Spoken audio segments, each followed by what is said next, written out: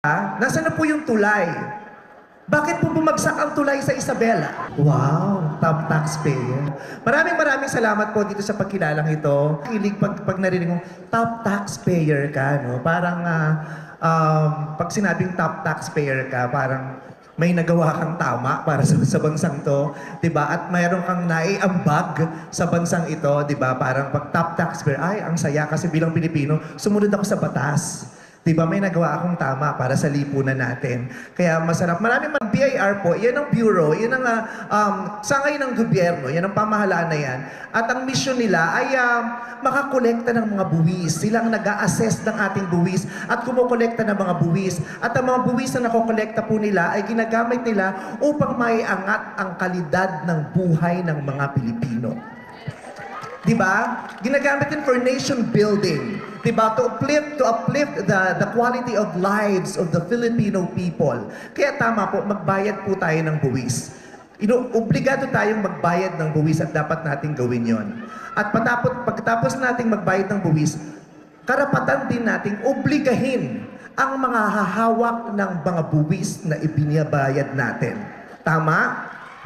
Kung inuobliga nila tayo, dapat talaga tayong tumupad kasi obligasyon yan, di ba? Pag obligasyon, pag sinabing obligasyon, wala kang magagawa. Kailangan mo itong gawin kasi obligasyon ito. Hindi ito pribilehiyo, ito ay obligasyon. Kaya kung obligasyon nating magbayad, karapatan din nating obligahin ang mga tatanggap at gagamit ng perang ibinabayad natin dahil hindi madali kung paano natin kinita ang ipangbabayad natin ng buwis. At lahat po tayo ay nagbabayad ng buwis. Kung inaakala nyo, hindi naman ako nagbabayad ka ng buwis. Pag gumagamit ka ng shampoo, nagbabayad ka ng buwis. Pag kumakain ka, nagbabayad ka ng buwis. Diba? Sa bawat kilos natin, nagbabayad tayo ng buwis. Hindi nyo lang alam na nagbabayad kayo ng buwis. At dahil sa nagbabayad tayo ng buwis, meron tayong karapatan na tanungin din, nasan yung binayad nating buwis? Kasi misyon ng BIR, di ba po, gamitin ang mga perang yan for nation building and to uplift the lives of the Filipino people. Tama po ba? Yun ang misyon. Kaya nila tayo kinukunan ng buwis kasi yun ang kanilang misyon.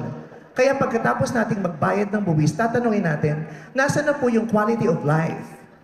Nasaan na po yung projects? Di ba? Nasaan na po yung tulay? Bakit po bumagsak ang tulay sa Isabela? Karapatan natin yon. Tama po ba? Karapatan natin kumwestiyon at magsalita at bumoses dahil pera po natin ang ginamit doon.